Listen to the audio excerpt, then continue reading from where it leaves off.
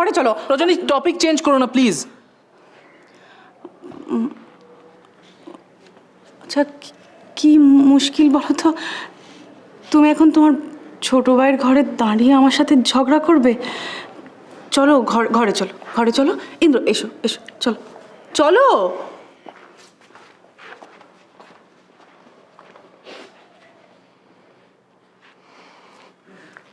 ললিতা এসবের মানে কি? ছোট বৌদি প্রেগনেন্ট মানে? তুমি এখন আমায় মানে জিজ্ঞেস করছো ঈশান? মানে ছোটি ভাই প্রেগনেন্ট, ছোটি ভাই মা হতে চলেছে। সেটা তো বুঝলাম, কিন্তু কিন্তু কি? কিন্তু আর কি মানে তুমি আমায় জিজ্ঞেস করছো? আমি নিজে বুঝতে পারছি না যে মানেটা কি। আমাকে আমাকে কেন ওরা কেউ বললো না?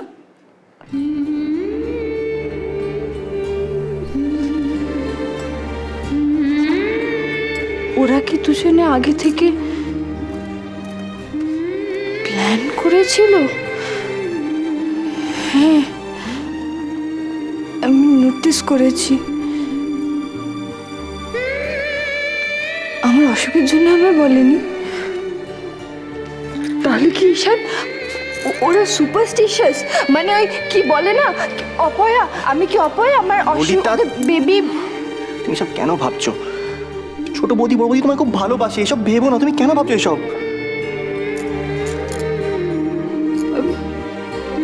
জানি না ঈশান, আমার এখন কি ভাবা উচিত, কিভাবে রিয়াক্ট করা উচিত।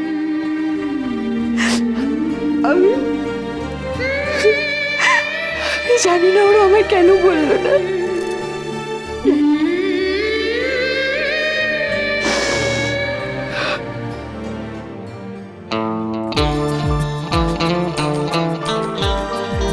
Thank you, thank you.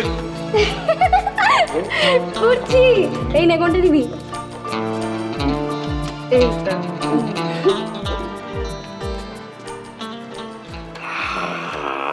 Thank you.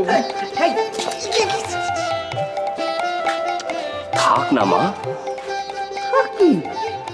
এসব খেয়ে ঠান্ডা লেগে যদি বাড়াবাড়ি হয়? আমি চোখ রাখছি তো, আর খুব বেশি ঠান্ডা নয়, ওইটুকুতে বাবার এমন কিছু ক্ষতি হবে না। তাছাড়া বাবা আজকাল নিজেই খুব সাবধান হয়ে গেছে।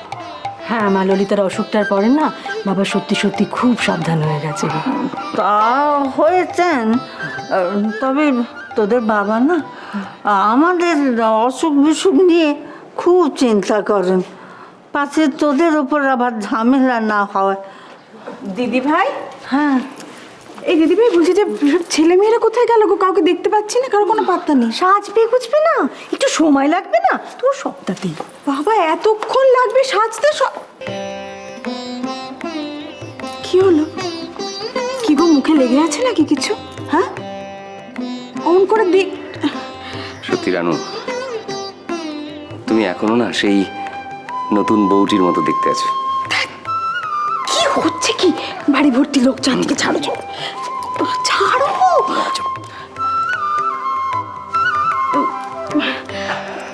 রাধা, আচ্ছা রাধা, ওই তোর বৌদিকে পানি গ্রহণ কথাটার মানে বোঝাতো। হ্যাঁ, সম্প্রদানের সময় ওর বাবা নিজের হাতে ওর হাতটা আমার হাতে তুলে দিয়েছিলেন। তোর হাত ধরার আমার কোনো অধিকার নেই? না, ছোটদা আছে রে, একদম আছে। হ্যাঁ, তবে? ছোটদার মাথাটা একদম খারাপ হয়ে গেছে। হ্যাঁ, আর কানে তুলিস না সমস্ত কথা। বাড়ি ভর্তি ছেলে মেয়ে, বৌমারা ঘোরাঘুরি করছে, কে কোথা থেকে দেখে ফেলবে বল। আরে ছাড়ো না। তুমি দাঁড়িয়ে দাঁড়িয়ে হেসো না, দেখো ছেলে মেয়েগুলো কোথায় গেল। দেখছি। উমা, তুই কমল, আরে ছোট্ট ছাড়ালে তোকে দেখবো কি করে? তুমি বুঝতে পেরে গেলে আমি? মা চিনবে না ছেলের ছোঁয়া? দাদু আছিস কেমন? ভালো। যা দাদুর কাছে যা।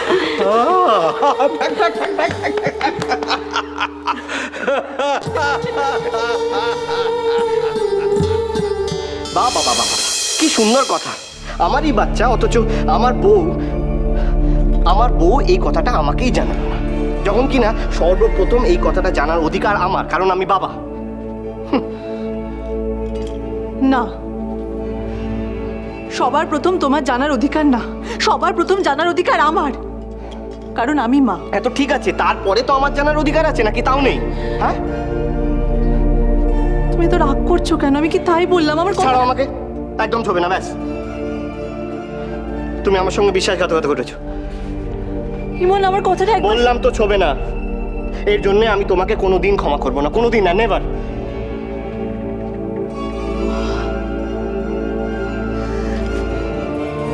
ইমন, আমি কিন্তু আর পারছি না। আমার কিন্তু শরীরটা সত্যি এবার খুব খারাপ লাগছে, মাথা ঘুরছে প্রচন্ড। আমি কিন্তু এইভাবে তোমার পিছু পিছু হাঁটতে পারছি না।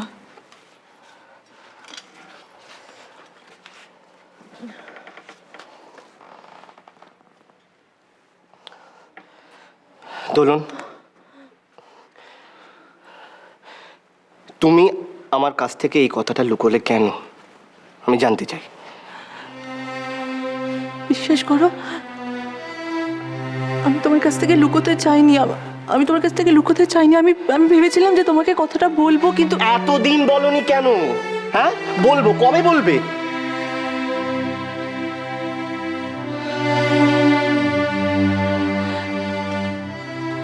আমি তোমাকে কথাটা বলতাম, ঠিক সময় হলেই বলতাম। আরে বাবা, সেটাই তো আমি জিজ্ঞেস করছি যে কেন বলনি, কিসের ঠিক সময়? কেন বলিনি না? কেন বলিনি? কারণ তোমার পেটে কোনো কথা থাকে না। তোমার পেটে কোনো কথা থাকে না। তুমি জানলে বাড়ির সবাই জানতে পারতো, আর ললিতা জানতে পারতো। তার মানে ললিতা জানলে কি হতো? কি হতো? কি হতো তুমি কোনোদিনও বুঝতে পারবে না। তোমার পক্ষে বোঝা সম্ভব নয় মন। তুমি জানো মেয়েটার কত স্বপ্ন ছিল, কত ইচ্ছে ছিল ওর একটা ফুটফুটে বেবি হবে, মা হবে।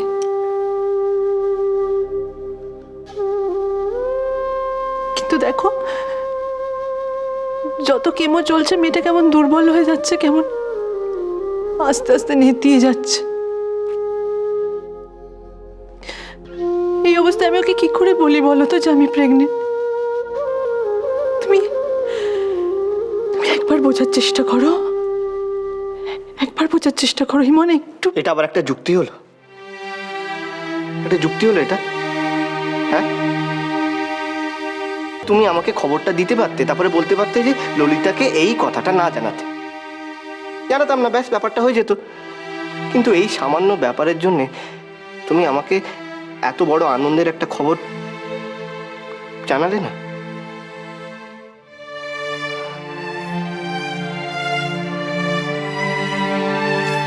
না, বললাম না। কেন জানো? কারণ তোমার পেটে কোনো কথা থাকে না। তুমি জানলে বাড়ির সবাইকে জানাতে। যখনই আমি তোমাকে আমার পেটে কথা থাকে না? কি বলেছি আমি বাড়িকে? সবাইকে কি বলেছি বলো তুমি? আমাকে মুখটা খোলাবে না তুমি? হ্যাঁ, বলো, কি বলার আছে তোমার? মনে নেই তোমার? বিয়ের পরে আমরা দুজনে মিলে লুকিয়ে লুকিয়ে সিনেমা দেখতে গেছিলাম। পই পই করে বারণ করেছিলাম ইমন কথাটা যেন কেউ জানতে না পারে। তুমি কি করলে? তুমি কি করেছিলাম আমি? কি হয়েছে বলো? কি হয়েছে? হ্যাঁ, কি হয়েছে আমি বলবো? বলো। বাড়িতে ঢুকে সবার প্রথমে তুমি ছোট মামাকে কথাটা জানিয়েছিলে। আরে সে তো ছোট মামা সিনেমাটার প্রশংসা করছিল, সেই জন্য বললাম। ও, ছোট মামা সিনেমাটার প্রশংসা করছিল, ঠিক আছে। তারপর বাড়ির সবাই মিলে যখন তোমাকে সিনেমাটা নিয়ে প্রশ্ন করলে, একটা প্রশ্নের উত্তর তুমি দিতে পেরেছিলে? না, বলো। পারিনি। তাতে কি হয়েছে? পারিনি তো কি হয়েছে? কি হয়েছে? হ্যাঁ, তোমার লজ্জা করে না? না, লজ্জা কি সিনেমাটা হয়েছে? দেখতে গিয়ে একটা প্রশ্নের উত্তর দিতে পারো না, তোমার লজ্জা করে না? তোমার লজ্জা না করতে পারে, আমার লজ্জা করে। ছি ছি ছি ছি, সেদিন লজ্জায় আমার মাথা কাটা গেছিল। এই দোলন, বোকা বোকা কথা বলো না তো। আজ সিনেমা নিয়ে উত্তর দেবো কি? কিসের উত্তর দেবো আমরা? হ্যাঁ, সিনেমা হলে তো বসে বসে আমরা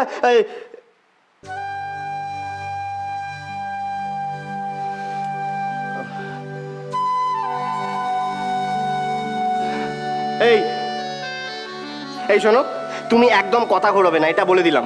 মোদ্দা কথাটা হচ্ছে তুমি নিজের প্রেগনেন্সির খবরটা আমাকে দাওনি, ব্যাস। ও মা গো। মধু